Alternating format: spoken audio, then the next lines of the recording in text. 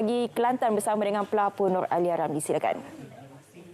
Baik, terima kasih studio. Cerita pagi dari Kelantan hari ini bersiaran dari Unit Kesedaran dan Penyelidikan Kanser Payudara Bestari USM Kubang Keran, di mana kami ingin berkongsikan berkenaan kesedaran risiko penyakit kanser payudara khususnya dalam golongan lelaki yang difahamkan masih lagi rendah berikutan stigma penyakit ini tidak menyerang golongan lelaki. Jadi untuk itu kita terus bersama pakar perunding patologi payudara dan endokrin Profesor Madya Dr. Wan Faizah Wan Abdul Rahman. Assalamualaikum Doktor. Waalaikumsalam warahmatullahi wabarakatuh.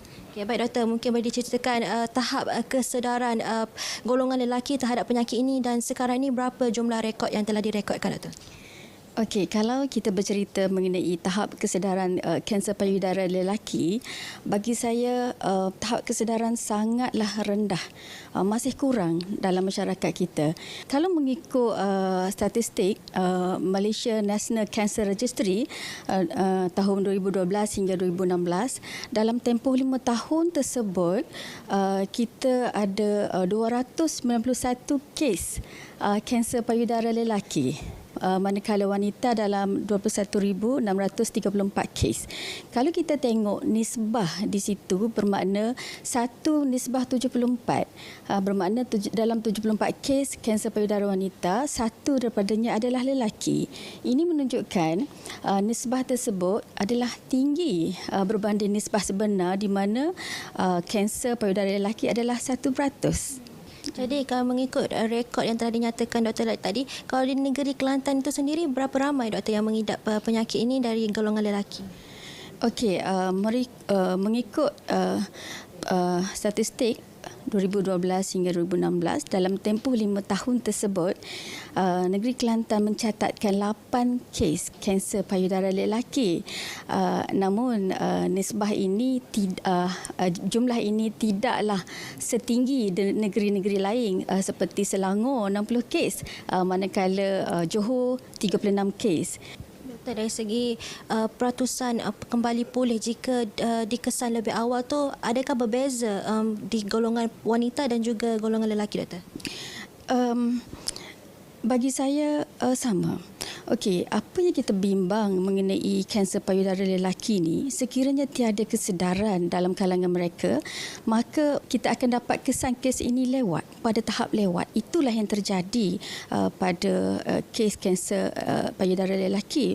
Dan kita tahu apabila kita mengesan kes pada tahap lewat, iaitu pada tahap 3 dan tahap 4, peluang ataupun jangka hayat untuk pesakit itu sembuh adalah rendah berbanding dengan jika kita kesan pada tahap 1 dan 2, di mana kalau jangka hayatnya adalah 90% pada tahap 1 dan 2, ia akan turun kepada hampir 20% sahaja untuk tahap 3 dan tahap 4.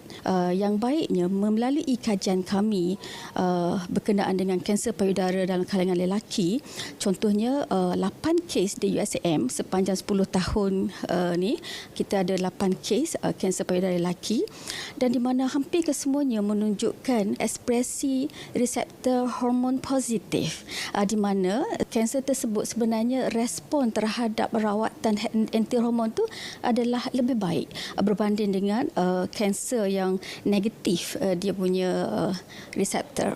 Okey.